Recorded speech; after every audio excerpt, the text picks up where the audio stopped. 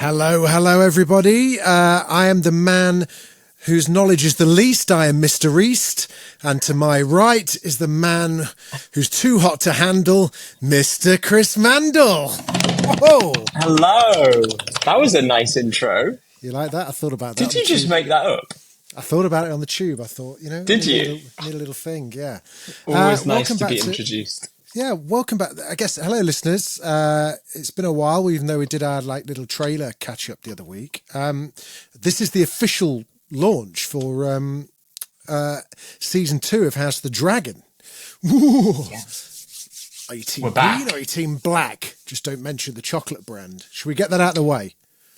Yeah, we should call them black or green, so there's no legal disputes. Yes, that's true. That's true. Or are you or if sponsorship is forthcoming, are you team black or are you team Decker?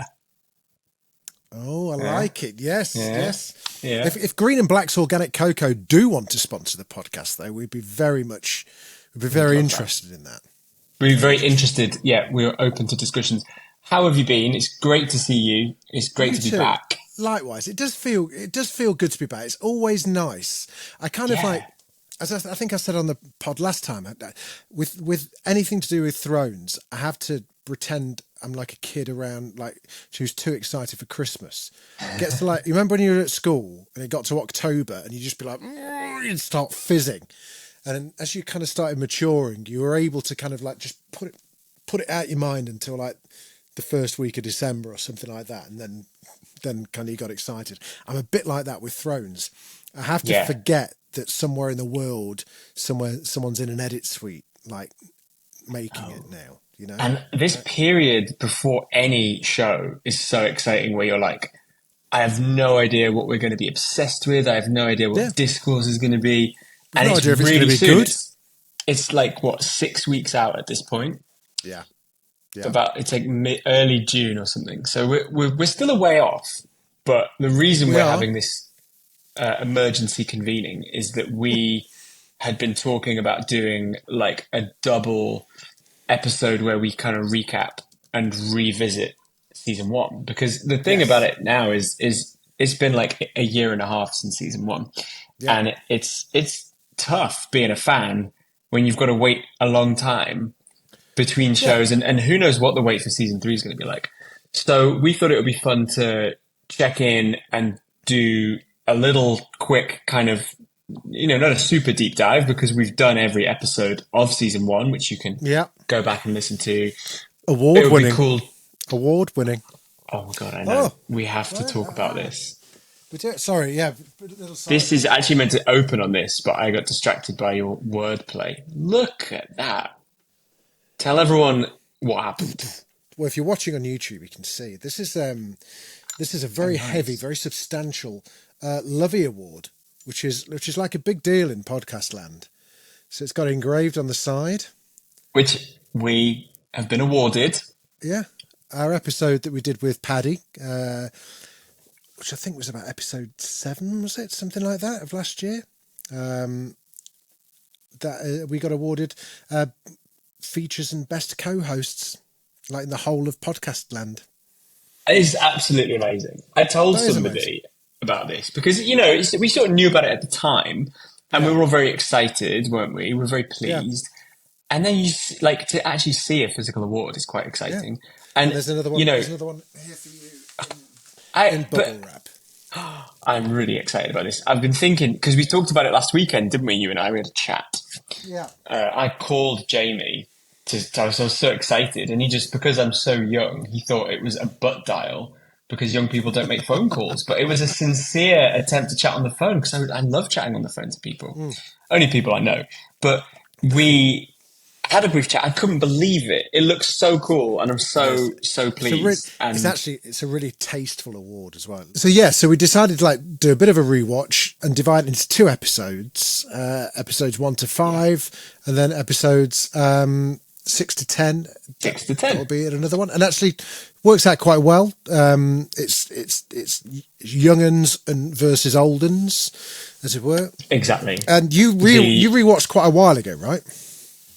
Just before Christmas, and then I sort of knew we would do this. So I was watching it with Rob. He'd never seen House of the Dragon, but he had seen Thrones. So we watched it and I was making notes, and then I've sort of jumped in over the last few weeks just to rewatch some bits or Gotcha. like just kind of do a bit of research again. Rewatching House of the Dragon season 1, I thought was quite an interesting experience because when we watched it last time, we were kind of watching it for work. And for people who don't know, typically studios will assign you episodes. And for House of the Dragon, we got the first 6. Is that right? Yeah, that's right. Yeah, we got the first 6. Yeah. Oh God, I forgot we did. And you get them. I forgot that. Yeah, you get them because if you're doing cast interviews or if you're reviewing the show. And so we kind of went through this period where we watched like 6 in like less than 2 weeks. Oh, I certainly did. And then we get them a couple of days before they air. So 7, 8, 9, 10, we would get like the day before they aired or 2 days before they aired or maybe a week or something like that. So the experience of watching it was quite intense. And then what happened at the end of last year was we were watching it, an episode one night after work. Maybe we'd watch one a few days later, but we're watching like other things. So to go from watching it in quite a concentrated period to watching it as a weekly, which is how most of our listeners and most of the public will listen to it, is really different. And I have to say, love House of the Dragon. Can't wait for season 2. But this is a real messy season of television. The time jumps and everything is quite truncated, I would say. Yeah, I was. What did you make of it? Same, really. I'd forgotten like vast swathes of the whole thing because it was quite an intense period. I think I was trying to work out why it felt like that, and I just think it was. I think we've kind of touched upon it before, where they had a lot of stuff to get through before they got into where they wanted to get, which is an all-out, I think we can assume is going to be an all-out bloody war that lasts for several seasons and is, proper. There was such a lot of exposition to get in place before then that they didn't really have a lot of choice, because so much of where we are now in House of the Dragon is based upon tiny little intricacies and slights and misunderstandings and events that happened throughout a period, and recriminations and vengeances between kids and questioning paternity and all of that kind of stuff across multiple houses, across the Valyrians, across the Targaryens, across the Strongs, everywhere. They didn't really have a lot of choice. All they could have done was to do 10 episodes of young House of the Dragon, which nobody really wanted. Let's be honest. Yeah. And if you think back to how Game of Thrones started, imagine if we'd have had whole season and it was just young Sansa, young Arya and young Bran. It would have been terrible. Yeah. And that's no slight on Millie Oldcock or anything like that. It's just they're not fleshed out characters. They're meant to be kids. It's just not entertaining enough to carry it. But it's interesting though, because even this first block of 5 episodes, which is before the time jump, there is a 6-month jump between episodes 1 and 2. Then there's a 3-year jump. Yeah. And even in a fairly set period, it's like, well, it's been 3 years and loads of stuff's happened. And there's some episodes, I think it's episode 3 or very early on, all of this storyline with the crab feeder and the triarchy. Yeah. And, we haven't read the books. We don't know where this is going. This could be a continuing point, but that whole storyline feels incredibly out of place. Yeah, the whole crab feeder thing was hard shit. To care about. The whole crab feeder thing felt a bit shit. It felt as though, and I was because I remember being slightly meh about the crab feeder, even when we watched it on the first time round, and watching it this time round, I was like, okay, I know I'm not into this, but did I miss something? Was there a hook, or was there something that I just didn't engage with the first time round? And honestly, it's still, like you say, just feels out of place, and I don't really understand what the crab feeder was there for, apart from to give Damon something to do, to have his big hero moment, or to give the sea snake a kind of plot point. but like you say, tension between them as well, I guess, because they are in between House But the actual Velaryon character and of this, we're jumping ahead a bit, but the actual character of the crab feeder was just like, give a fuck. It was just like... I think having a character who can't speak is always a tough one, right? Because everyone is talking about this guy, and then you see him, and he's just apart from stood there Hodor, with a mask on. Apart from Hodor. Well, he could say a lot with one Hodor. He could. If that guy was just going around saying crab feeder, I think he could put a bit of pathos in it. Damon's arrived. Crab feeder. Crab feeder. Crab feeder. But I do think what I did appreciate, with Game of Thrones, we spent a long time thinking, God, when these dragons grow up, this is going to kick off and it's going to look amazing. Yeah. And it did take a long time for that. And to be fair to House of the Dragon, these dragons, the titular dragons, don't fuck around, right? Yeah. Blasting stuff up, nuking the whole place. The other thing that's interesting for me is, as you said earlier, it's a lot of setting up. And I have to say, I could sit through a whole season of them discussing, we need to get more barley from Highgarden. I know this is the opposite of what a lot of critics say. You like the weeds. You like getting in the weeds of it. Yeah. I love all the okay, so you're going to try and marry you're going to try and marry into this family. There's an episode where Rhaenyra is trying to get set up with all these bachelors. It's a bit like, and now a child, out, yeah. So they're all like me, no likey, no lighty. So she's sort of not into any of them. And I was sort of, because I've watched Thrones and I've read the books, I was thinking, oh my God, if she marries into the Baratheons, and what it's can sort it of mean? Weirdly, yeah. I know. I thought, well, that's so funny because Robert Baratheon, you're just drawing all these parallels with the show that will come on from there. But I loved the characters. The sort of pacing is pretty dreadful, and I think also you can really tell. We spoke about this before, I think, when we did the podcast. You can tell that a lot of it was done in COVID because there's quite a lot of is it ADR or additional what's it called when you re-record? Yeah, ADR. Yeah. That's right. Additional dialogue. So I thought quite a lot where people, you could maybe see, say, Paddy or Emily or someone, and the person they were speaking to is just not in the shot.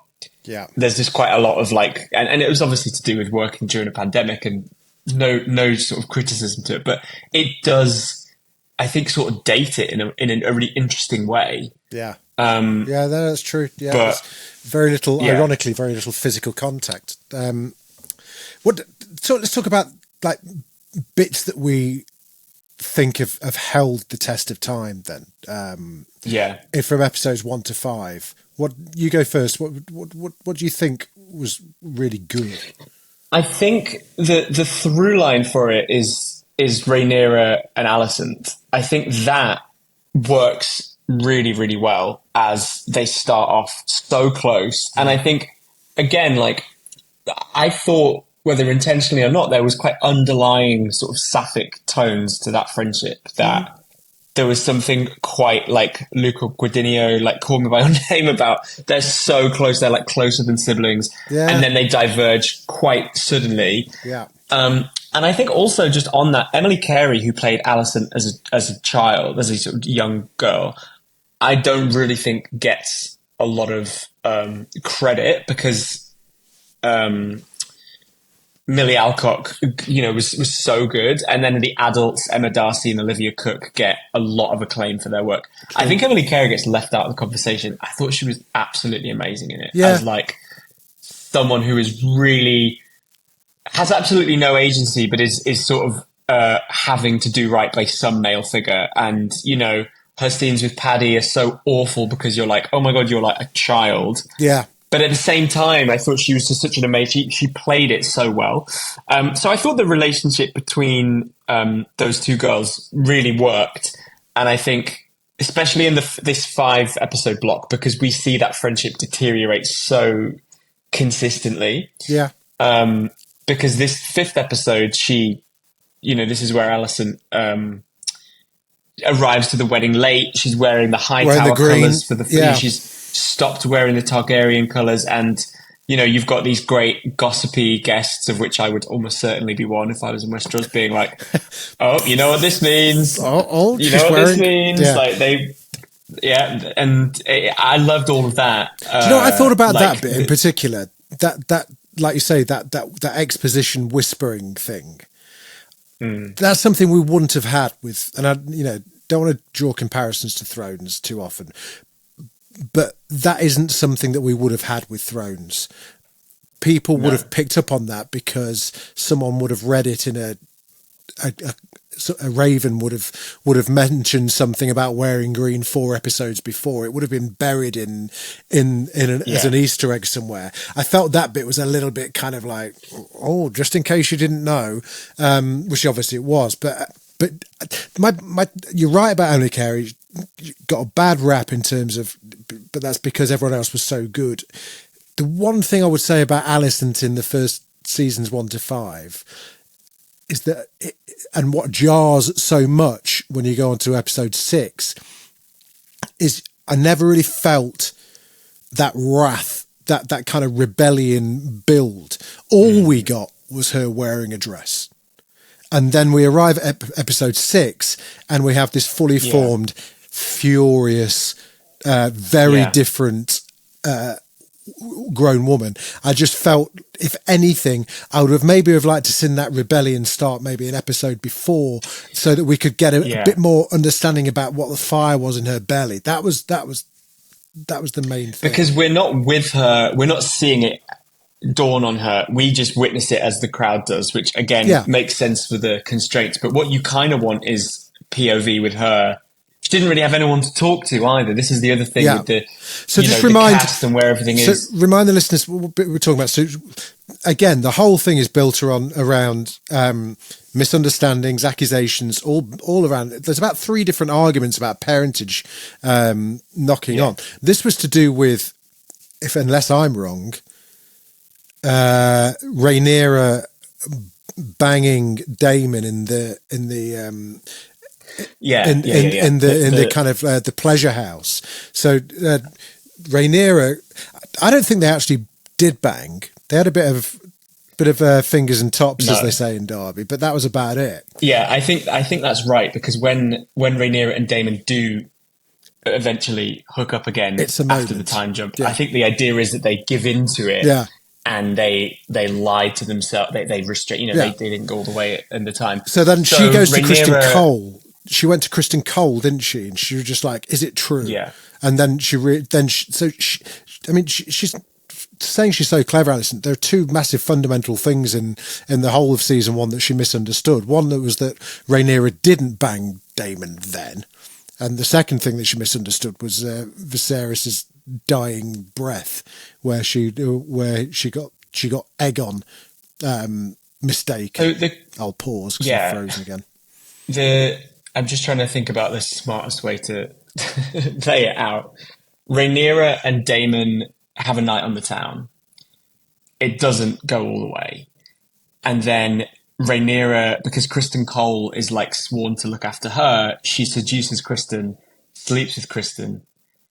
Criston confesses to Alicent. They fall out a lot because Rhaenyra lies to Alicent. Alicent and her fall on very different points of the spectrum in terms of how women are allowed to behave. And Alicent really kind of resents the fact that Rhaenyra is allowed to lie and go out on the town and like snog. Alicent marries incredibly young. She has 2 children at this point, and I think a third on the way. Yeah. Is that right? Or like the third comes later? She's constantly patting her belly. There is not a woman in that show that is not touching their belly throughout. Yeah. Yeah. And I think it's really interesting. Like, Alicent doesn't want the situation she's in, and she therefore feels like it's wrong for anyone else to be liberated from that cage. And Alicent spends all of this first season, in fact, locked in, and thinks that she has any kind of agency moving within that cage, and it's just not true. She is locked in and she's trapped and she's got no real authority. She's manipulated by her father. She's trying to do everything right by her husband, and her children eventually come to dominate most of her time as well. And they're completely uncontrollable. So the fallout, Alicent Rhaenyra is forced to marry Laenor to sort of save face because it's sort of word is getting out that she might not be a virgin. Yeah. Marries Laenor for this very political situation. And at the wedding, Alicent doesn't turn up. She doesn't come. Her tries to sort of, again, like in terms of what power she's able to wield, she tries to wield it by not being there, by her absence. And then she arrives, in the room while everyone's eating, wearing the colours of House Hightower, which are green rather than the Targaryen red and black. Yep. And there is a sort of a very expositional story by the gossips that are the House Hightower's name comes from the very high tower in Old Town, and they light it when they're about to go to war. That's right. Yeah. And it is a sort of signal that she is like, Milady's mad. Milady's a bit cross. Rising up against it. Yeah. And I love it is so exciting when that moment happens. And again, just to jump ahead to episode 6, which we'll cover in another episode, it's then like, oh yeah, in 10 years, like you just want to stay in the room, don't you? You want to really stay in the room with that energy. I think the first 5 are great though. I think there's a lot of character. The episode with the stag hunt, I think on the first watch, I was like, God, this is just peddling in place. Like, they go on the stag hunt. But watching it on the rewatch, I was really taken by all of the symbolism. Viserys, it needs to be seen to kill this white stag. Yeah. They can't find it. Yeah, because it's gone to Rhaenyra. Yeah. It goes to her when she's run away. But also, even when he does kill a lesser stag, it's kind of restrained and he does a really shit job. And the symbolism, it doesn't even work. It's all false. It's all this kind of false idol. And Viserys, I think, is a really great. They use Paddy Considine so well in this first season. I forgot how weak. I forgot how weak of a king he was. And passive. When we spoke to him, he said, he just really wanted peace. Yeah. And it's really rare to see that in Game of Thrones. Those people were all trying to get the throne and they died trying. And we never really had, during Game of Thrones, there was never a period of peace. Robert Baratheon was on the throne, but it was hotly contested. People hated him. The Lannisters didn't like him. So it was really interesting to have that sort of passive figure because he is pathetic and he's, no one really respects him. And also because of his constant decaying, he's just really gross. But I thought that was really a really new thing to have in House of the Dragon is this like slightly new archetype. Like he's not a Joffrey, he's not a Ned, he's not a Tywin. Yeah, it really felt like the birth. Felt like the birth of the Dark Era that has continued throughout Thrones. So 172 years before Daenerys was born, or whatever it was. Yeah, this is like he was the last moment of calm before the shit hit the fan. Yeah, and there's a great line in Game of Thrones, I think in season 7, where Olenna Tyrell says to Daenerys, "You're a dragon, be a dragon, don't be a sheep." And Viserys is kind of like a sheep, isn't he? He's just so gentle, and even when he puts his foot down and he's fighting for peace, everyone is just still scheming. They're sort of thriving off, sort of working against him in a way. I think they all know he's dying. I think they can just see it. Otto would have certainly kind of been letting rumours be known that he's not long for the world, and difficult one. Episode 2, that's when Alicent starts getting in his good graces, literally. And that's the plan is in place. Otto knows, like, they've got to think about the next generation. They've got to think about, a male heir. What were some bits that maybe jumped out to you that you hadn't appreciated in the first watch, or anything that you did love that didn't really work on the rewatch for you? I think it's difficult to tell. I couldn't really put my finger on anything that I thought was that felt poor by any stretch. It just because it's not like I watched anything and thought, why did they do this? Because I can see, because we know why they've done it, because we know that to just get the fuck on with it. There's a lot, a lot of ground to cover in such a short space of time. I think, weirdly, I thought, do you know what? I don't think Damon had as many great moments as I originally thought he did. Like, I found, like we say, the crab feeder bit was just a bit daft. I kind of felt like even by Game of Thrones standards, Battle of the Bastards, against all odds, him kind of like taking on all of those people on their own. And it was a bit kind of like, dodging a machine gun's bullets and everyone kind of like missing your ankle by millimeters, like all those, like all the fucking the archers on the cliffs. That was a bit like, oh, come on. And also it just made me think like, and a bit when Aegon, I know that's a bit later on, isn't it? When we see Aegon fight. No, we do see the kids kind of sword fighting with Sir Criston and Sir Harlin later on. It's a bit like, and it made me think about Jaime Lannister a bit. It's like, does the privilege of the rich really extend to them being really good, like, warriors? Because surely a lot of them would just be crap. Surely being that good at it is like the exception rather than the rule. And like, you just thought like Jaime Lannister, the Kingslayer, and it's like they can't all be that fucking good. And so I thought that was that was a bit convoluted. Damon is very interesting because I think when going into the show, I thought, oh, he's like, it's him and Paddy. It's like, it's obviously, I know it's about the women, but like their friction fueled the first episode, and the second, and most of this stretch. Actually, he does get exiled, but then we have a time jump, so he comes back. So you don't miss him. He's not around in the ways that you think. But yeah, I think I felt on the first time I watched it, I felt like Damon or Matt Smith, who we love, but I felt like he was on a different show. Like there was something just different about it. I wonder if that's because his voice is so distinctive and he just sounds like Matt Smith. I don't know. But then it didn't hurt Sean Bean, did it? I know what you mean though. I think what I mean is like he's having a very different. His character's mainly got beef with his brother. Yeah. And then, everything else that's happening felt like he wasn't really involved in. Because again, if you've got this 5-episode block that we're talking about and he's away for like 2 episodes or he's barely in one, I just always felt like it was hard to see where he fitted into it. And then what's really interesting with the next batch is he's kind of like not, I mean, he's obviously marries Rhaenyra and they have kids, but he feels like, again, quite far out of the sort of dynamic. Well, he does his world. It becomes about the women and their kids. Well, for a lot of it, he's on his world tour of Pentos, isn't he? Doing his after dinner speaking circuit. Yeah. But we'll come to that next time. But I think, but it is a bit like that, isn't it? It's like, oh fuck it. He's a bit Prince Harry in Montecito.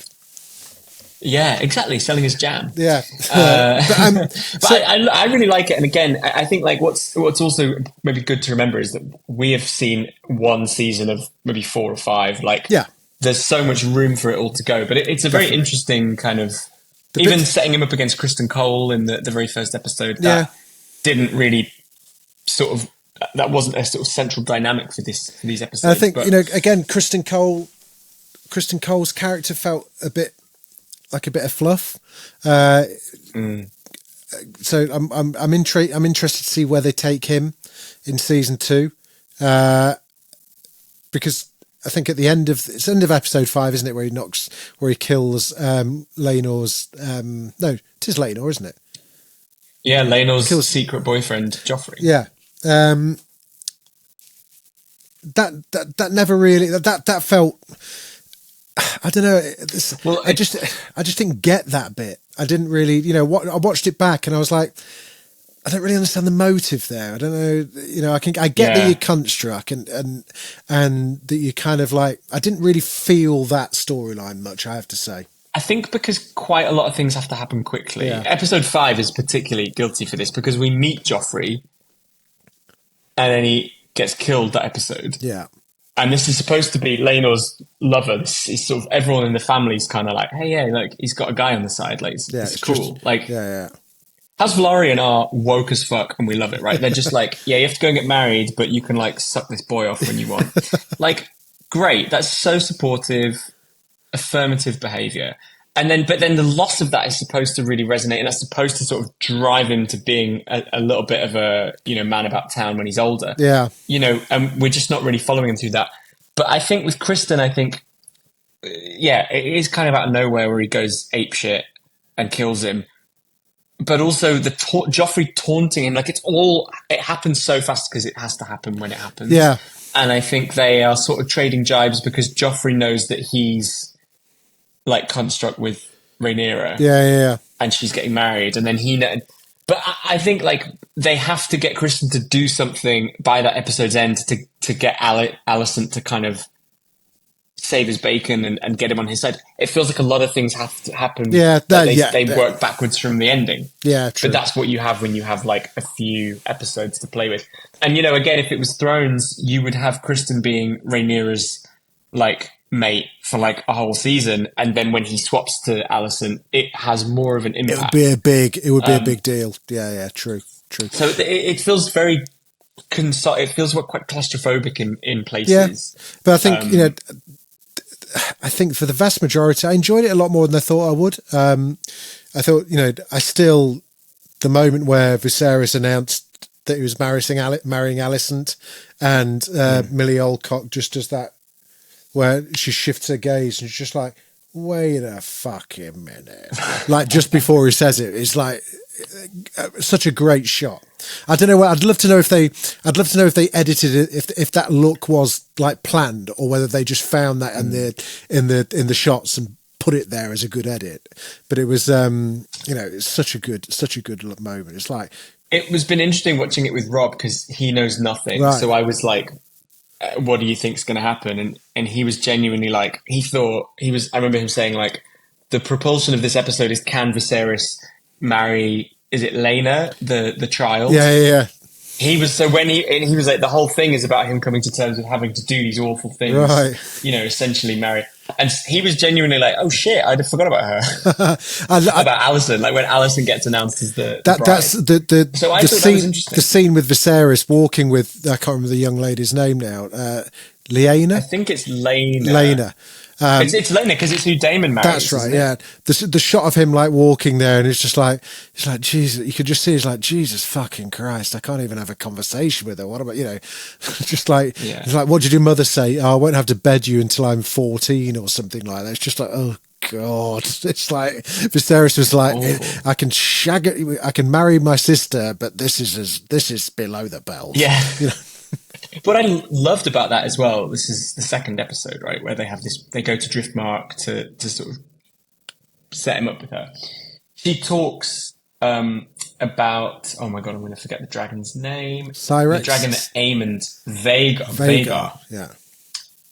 The dragon that Aemond then claims in episode 6 or 7, which is I think it's episode 7 because it's Laena's funeral. Yeah. She sort of says, this huge dragon that's not claimed and it's across the bay and we can hear it at night. It makes these loud noises. And you're sort of just like, at the time, you're like, oh, exposition. And then a few episodes later, like, it's, there's this whole storyline involving like Grand Theft Dragon, where Aemond, tiny little puny boy, steals the dragon and tames it, and it, so it's. I was impressed that they sort of do lay the breadcrumbs down for things. And one of the things I really enjoyed even more watching it the second time around was all the little tidbits about having dragons, all the bits that we never got in Thrones. Like, I think there's a shot later on in the series where Damon goes and gets a new clutch of eggs, where he kind of like shimmies down into the cliff top among the cliffs, just stuff like that. I just take them to the warming pit and all those kind of. I love all those bits. The kind of folklore around the dragons. They have those big Le Crusiers that they put them in. That's it. Yeah. Like there's this whole thing where we didn't really know. Like I was like, oh right, you put it in there, a bit of a couple of bay leaves. Yeah. Just like stick it next to those jacket potatoes, it'd be done in time. I think it's a really, like, even though it's a fairly fast clip, I feel like it's a really interesting sort of arc. I loved the different locations. I think there is a lot to take in. There's a lot of characters. There's the twins, the Lannister twins. One is on the council, and right. One tries to bed Rhaenyra. I said to Rob, like, they're twins, right? And he was like, how on earth is that clear that that's not the same person? Because, like, it's true, actually. Everyone else in that scene at the hunting party has been in the small council chamber And he was like, "What? How is that too?" And I was like, "Oh yeah, that makes absolutely no sense. Like you just have to know." Yeah, And that's then true. Yeah, in the next batch of episode, Eric and Arik, the guards, yeah, that's right. you know, like they have this whole episode where they're running around for some reason. Again, you're like, I get it's the sort of thing in a book where you're like, cool. One's called Eric, one's called Arik, and they have slightly different jobs. Yeah. And on the show, you're like, I'm sorry, why are they twins? That is not helpful at all. I mean, the names are ridiculous, and the names continue to get ridiculous. You know, it's like that's the whole point of it. Everyone's an Aegon, everyone's a Joffrey, everyone's a Laenor and a Lena, and the Laenor, Lena, and Rhaenyra, Rhaenys, Rhaena. Like it is mad. But you know, in season 2, I have seen this. There are 2 characters that are Tullys. So Catelyn Stark's family. Amazing. You know, she was a Tully before she married Ned. Yeah. They have the fish as their That's right. Yeah. banner. There's these characters called Grover and Kermit. What? That are clearly named after the Muppets. Yeah, Grover. From the books. Grover, one of the greatest. Grover, Kermit. They're in fucking House of the Dragon. They're only I think they're in this series. And it's like, oh my God, he was just really making this up as he went along. He'd decided, you know what, enough of Lena, Vega, Rhaena, Sega, Daga. Yeah. You know, let's have Kermit and Grow. Fucking hell. And Dan, I've heard in can you believe it? Yeah, Kermit. Winds of Winter is when Big Bird Lannister. Elmo's here. House Elmo. Okay, so I think sort of who is a character that you love but you feel like you didn't get enough of in these 5 episodes? Oh, that's a good question. I'm going to say. It's difficult because I'm saying it on the basis of what I know is coming in 6 to 10. So I was going to say Larys. Just on these 5. Yeah.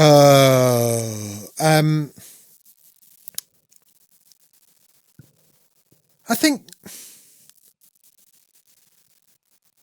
No, I'll stick with it. I'll say Larys Strong. I think. I think he was such a great character. I'd have loved to have seen, even if it was just like a couple of shots of him in the background as a kid, whilst they were like, do you know what I mean? Just like being. I'd like to have seen some of the backstory of him, his dad, who goes on to be the Hand, doesn't he? He came on the show, didn't he? Gavin Spokes. And his relationship with Sir Harlan Strong, you know, to make him. Yeah, I think the Strongs, we really don't get enough of them because by the time we get to them in the jump, that Harlan Strong gets killed in that episode. By the end of that episode, right? Oh shit! Of course, yeah. It's like you really don't get enough time with that family. Yeah. I think.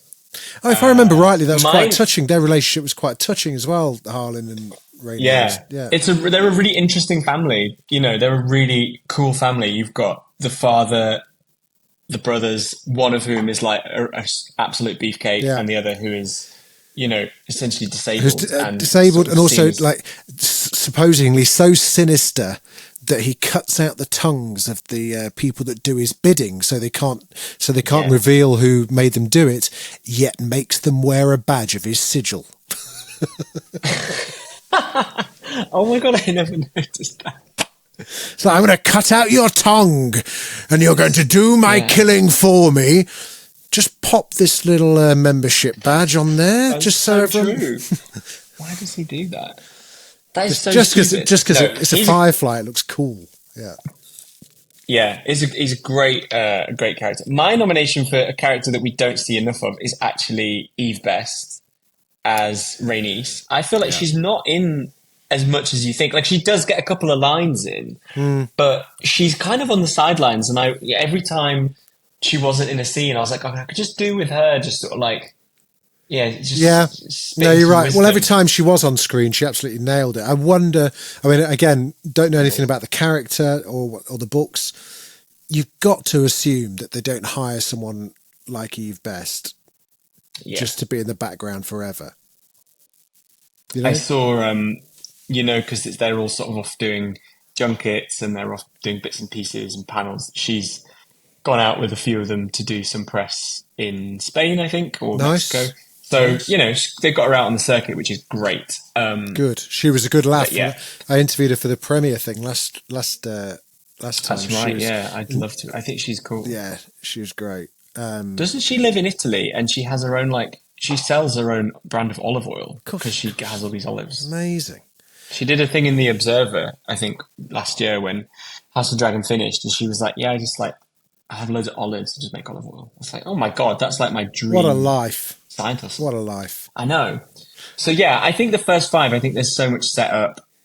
It's definitely, you can see all the stitches behind the scenes. You can see, they had a rough job. Yeah, I would not have fancied pulling that together at all. And I think that, there's no time jumps next season. I do think the time jumps were necessary to get it to the point they need to get to. I don't think you could do a whole season even before. Well, no, I think because they needed even the kids, they needed to be young adults. That was the thing. The kids that weren't even born at the beginning, they needed to have been born. And I think it just does complicate it, though, where some of the cast don't age and some of them do. And you've got to the point now going into season 2 where I'm fairly sure Tom Glyn Carney, who plays Aegon, is like the same age as Olivia Cook. Like, it just doesn't make sense that everyone's aging at different rates. Well, and that is. I think they know what they're doing. I think it's a lot to do with fucking sex. That's misogyny, mate. That's because the blokes are allowed to kind of like be the same age and women aren't. I think there's a lot to do with that. I'll tell you what I did think, though, even though I hadn't read the source material. When they announced it, I really thought it would be like The Crown, where the cast is everyone's recast every 2 years. Okay, and I do think, given the amount of wigs they wear, I do think it was probably possible. I mean, even just because we have a time jump between 5 and 6, and then I think between 8 and 9 there's a time jump. Yeah. Or between 7 and 8, and the young like Alison's kids are just unrecognizable. David Tennant's son is briefly in it. As of course. Aemond, of course. And he's like really scrawny, and then 2 years later he's like a bit of a beefcake with a bad attitude. God. But anyway, what's your standout moment? Episodes 1 to 5. Oh, that's a great question. Standout moment for me.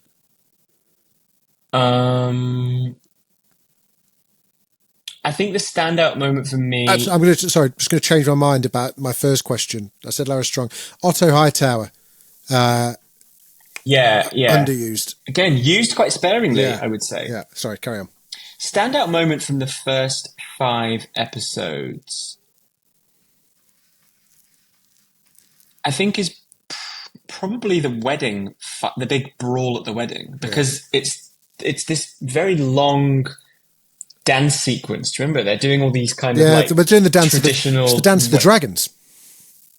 Yeah, that's right. And it's all and so you see Rhaenyra and Laenor are sort of having a bit of fun, like it's a bit silly for them. Yeah. But and again, it might not have been intentional, but it's so packed and the shots are so tight that it is really hard to keep track of all of the tension. Yeah. And it must be by design. Yeah. That is actually really fun. I remember watching it when we watched it just recently. I didn't realize how drawn out it was, and it is really interesting because we remember the way it concludes, but you watch it again, you're like, oh, this is really tense. Yeah, so I would say probably that. But there's so much about these first 5 where I think it's just all these little moments. Yeah. I have another one actually. Go on. The confrontation on the bridge on Dragonstone at the end of episode 2. Oh, where Rhaenyra appears. Damon steals the dragon egg. Yeah. Otto goes to confront him, and then Rhaenyra kind of jumps on as well. Because in the final episode of this season, it's reversed, where she does the same, but on Damon's side. Oh, of course, yes. And Otto is good shout. Phasing out Otto. That's a good one. The symmetry is really lovely. Yeah. But, so I'm going to nominate that. That's a good first one. Bit. What about you? I think the scene where Viserys exiles Damon, and it's just the two of them. Oh, Viserys, like, for probably the only time, exerts any form of dominance over Damon and